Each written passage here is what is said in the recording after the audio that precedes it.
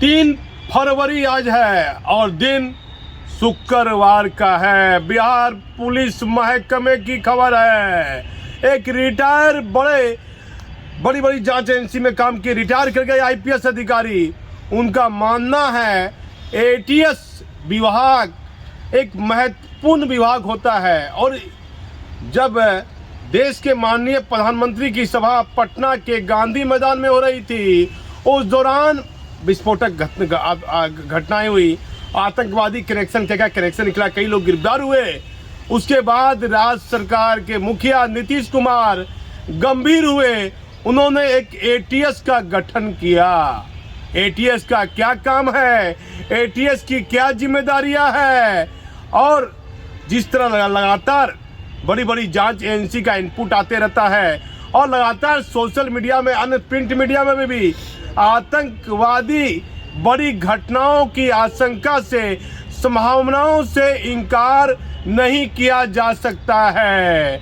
मुख्यमंत्री जी ध्यान दीजिए, एटीएस में एडीजी हैं रविंद्रन शंकरन साहब, उनके पास 2 पद है, एक खेलकूद विभाग का है, एक एटीएस विभाग का पद है, 2 पद है रविंद्रन शंकरन साहब के पास। हम रविंद्रन शंकरन साहब की कार्यशैली पर सवाल नहीं उठा रहे हैं, लेकिन चर्चाएं होने लगी है। बिहार के आईएएस और आईपीएस महकमे में चर्चा होने लगी है। बड़ी बड़ी जांच एजेंसी के अधिकारी भी चर्चा करते हैं कि फल्ला बांग्लादेशी फल्ला जिला में आके रह रहा है, उसके पास क्या पासपोर्ट है, वह कब बांग्लादेश से आया और वह किससे शादी किया है, उसकी इनपुट जांच एजेंसियां लेती रहती है। कई बम विस्फोट की बड़ी घटना घटी जिसमें एटीएस का भी सहयोग लिया गया। भागलपुर जिला पुलिस के द्वारा भी एटीएस से एक बम विस्फोट की घटना में सहयोग लिया गया था। वर्तमान परिप्रेक्ष्य का मतलब वर्तमान परिस्थिति है, जो समय है उसके अनुसार एटीएस की जिम्मेदारियां बढ़ती है और एक पद रहने के कारण पूरी निगरानी, पूरा ध्यान एटीएस के महत्वपूर्ण पद पर कार्यों पर रहेगा। 2 पद रहने के कारण कहीं न कहीं अधिकारियों का, एडीजी रैंक के बड़े अधिकारी हैं रविंद्रन शंकर, दोनों महत्वपूर्ण पद पर हैं, लेकिन रविंद्रन शंकरन साहब के पास खेलकूद का पद भी है और एटीएस का पद भी है। ऐसे में मुख्यमंत्री जी आतंकवादी निरोधी बड़ी घटनाओं की आशंका से इनकार आने वाले दिनों में नहीं किया जा सकता है।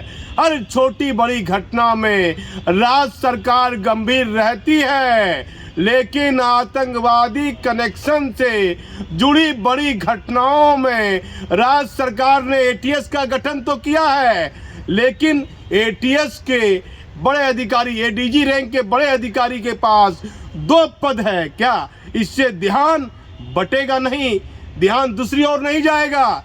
एक पद रहता, मान लीजिए रविंद्रन शंकरन साहब के पास एटीएस का 1 पद रहेगा तो पूरा ध्यान एटीएस की तरफ रहेगा। 2 पद है, उनको खेलकूद के भी कई कार्यक्रम देखने पड़ते हैं, उनकी 2 जिम्मेदारियां बढ़ जाती है। ऐसे में एटीएस की भूमिका क्या है बिहार राज्य में, और एटीएस ने बिहार में आतंकवादी गतिविधियों के बारे में क्या वह काम कर रही है?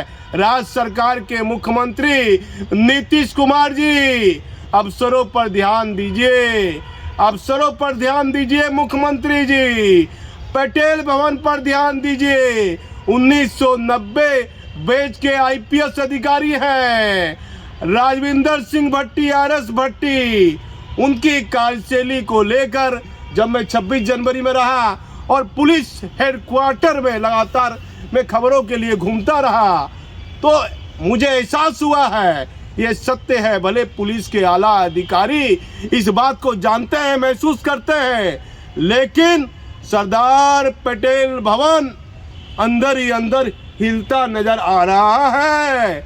नए डीजीपी ने योगदान देने के बाद बड़े बड़े सीनियर अधिकारी आरएस भट्टी से वार्तालाप करने के लिए, कोई महत्वपूर्ण केस में डिसीजन लेने के लिए आरएस भट्टी साहब के चैम्बर के बाहर खड़े रहते हैं। और आरएस भट्टी साहब कुछ दिन मुख्यमंत्री की समाधान यात्रा में गए, बीच में छोड़ दिए थे, फिर लगातार अब माननीय मुख्यमंत्री के समाधान यात्रा में जा रहे हैं।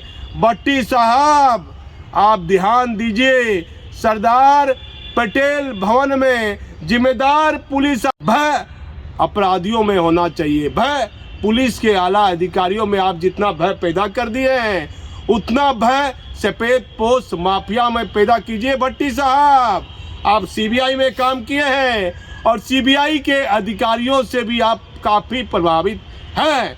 इस मामले की खबर मैं अपने दूसरे वीडियो में बनाऊंगा, लेकिन आप हमारी खबर पर बने रहिए। मैं महत्वपूर्ण और सच्ची खबर आपको दिखाता रहूंगा। मैं भागलपुर से दीपक नौरंगी।